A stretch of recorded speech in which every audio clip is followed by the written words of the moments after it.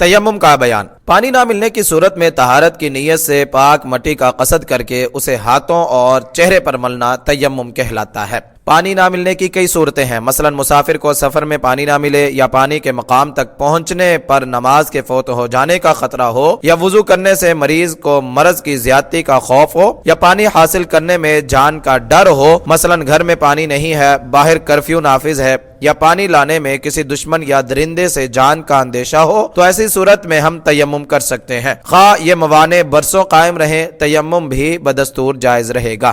رسول اللہ صلی اللہ علیہ وسلم نے فرمایا الصعید الطیب وضوء المسلم ولو الی 10 سنین، پاک مٹی مسلمان کا وضو ہے اگرچہ 10 برس پانی نہ پائے۔ سنن نبی داود کتاب الطہارہ باب الجنوب یتیمم، حدیث نمبر 332 وسندہ حسن، اور حدیث نمبر 333 وہو حدیث صحیح۔ جامع الترمذی کتاب الطہارہ باب التیمم للجنوب اذا لم یجد الماء، حدیث نمبر 124۔ امام ترمذی نے، امام حاکم نے المستدرک جلد نمبر 1 صفحہ نمبر 176 177 میں، اور امام ابن حبان نے الموارد حدیث نمبر 196 میں اسے صحیح کہا ہے۔ 10 برس سے کثرت مدت مراد ہے۔ مؤلف جنابت کی حالت میں تیمم۔ سیدنا عمران رضی اللہ تعالیٰ عنہ روایت کرتے ہیں کہ ہم رسول اللہ صلی اللہ علیہ وسلم کے ساتھ سفر میں تھے، آپ نے لوگوں کو نماز پڑھائی، جب نماز مکمل کر لی تو اچانک آپ کی نظر ایک آدمی پر پڑی جو لوگوں سے الگ بیٹھا ہوا تھا اور اس نے لوگوں کے ساتھ نماز نہیں پڑھی تھی۔ رسول اللہ صلی اللہ علیہ وسلم نے اس سے پوچھا، اے فلاں، لوگوں کے ساتھ نماز پڑھنے سے تجھے کس چیز نے روکا؟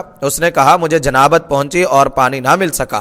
آپ نے فرمایا، تجھ پر مٹی سے تیمم کرنا لازم ہے، پس وہ تیرے لیے کافی ہے۔ صحیح بخاری کتاب التیمم باب الصعید الطیب وضوء المسلم، حدیث نمبر 344۔ صحیح مسلم کتاب المساجد باب قضاء الصلاة الفائتہ، حدیث نمبر 682۔ عبداللہ بن عباس رضی اللہ عنہما فرماتے ہیں کہ سردی کا موسم تھا، ایک آدمی کو غسل جنابت کی ضرورت پیش آئی، اس نے اس بارے میں دریافت کیا تو اسے غسل کرنے کو کہا گیا، اس نے غسل کیا جس سے اس کی موت واقع ہو گئی۔ جب اس واقعے کا ذکر رسول اللہ صلی اللہ علیہ وسلم سے کیا گیا تو آپ نے فرمایا، ان لوگوں نے اسے مار ڈالا، اللہ انہیں مارے، بے شک اللہ نے مٹی کو پاک کرنے والا بنایا ہے، یعنی وہ تیمم کر لیتا۔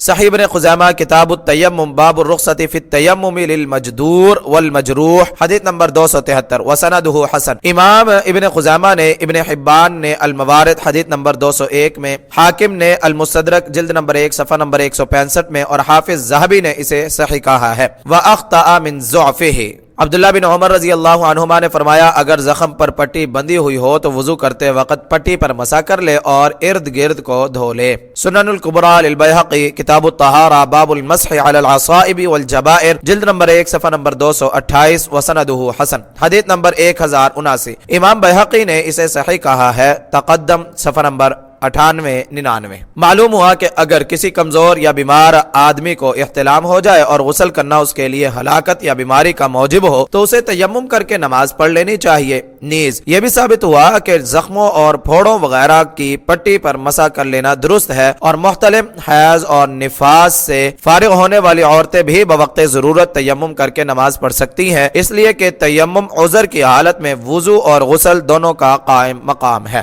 تیمم کا طریقہ۔ سیدنا عمار رضی اللہ تعالیٰ عنہ بیان کرتے ہیں کہ مجھے رسول اللہ صلی اللہ علیہ وسلم نے کسی کام کے لیے بھیجا، میں یعنی سفر کی حالت میں جنبی ہو گیا اور پانی نہ ملنے کی وجہ سے جانور کی طرح خاک پر لوٹ پوٹ ہوا اور نماز پڑھ لی۔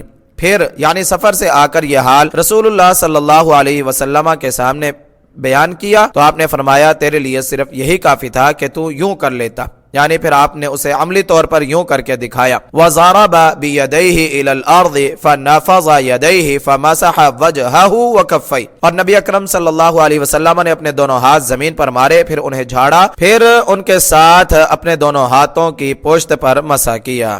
صحیح بخاری کتاب التیمم باب التیمم ضربہ، حدیث نمبر 347۔ صحیح مسلم کتاب الحیض باب التیمم، حدیث نمبر 368 واللفظ لہ۔ صحیح بخاری کی روایت نمبر 338 میں مسح کرنے سے پہلے ہاتھوں میں پھونک مارنے کا ذکر ہے، یعنی الٹے ہاتھ سے سیدھے ہاتھ پر اور سیدھے ہاتھ سے الٹے ہاتھ پر مسح کیا، پھر دونوں ہاتھوں سے چہرے کا مسح کیا۔ تیمم کے بارے میں قرآن مجید میں ارشاد باری تعالی ہے، فَتَيَمَّمُوا صَعِيدًا طَيِّبًا، پاک مٹی سے تیمم کرو۔ سورہ نساء آیت نمبر 43۔ اس آیت کی روح سے تیمم پاک مٹی سے کرنا چاہیے۔ تیمم جیسے مٹی سے جائز ہے اسی طرح شور والی زمین کی سطح سے اور ریت سے بھی جائز ہے۔ وضو کی طرح ایک تیمم سے کئی نمازیں پڑھ سکتے ہیں کیونکہ تیمم وضو کا قائم مقام ہے۔ جن چیزوں سے وضو ٹوٹتا ہے انہی چیزوں سے تیمم بھی ٹوٹ جاتا ہے۔ تیمم کے ساتھ نماز پڑھ لینے کے بعد اگر نماز کے وقت ہی میں پانی مل جائے تو اسے باوضو ہو کر نماز دہرانے یا نہ دہرانے میں اختیار ہے، البتہ دہرانا بہتر ہے، بلکہ اس میں دوہرا یعنی دو نمازوں کا اجر ہے۔ سنن نسائی کتاب الغسل باب التیمم لمن یجد الماء بعد الصلاۃ،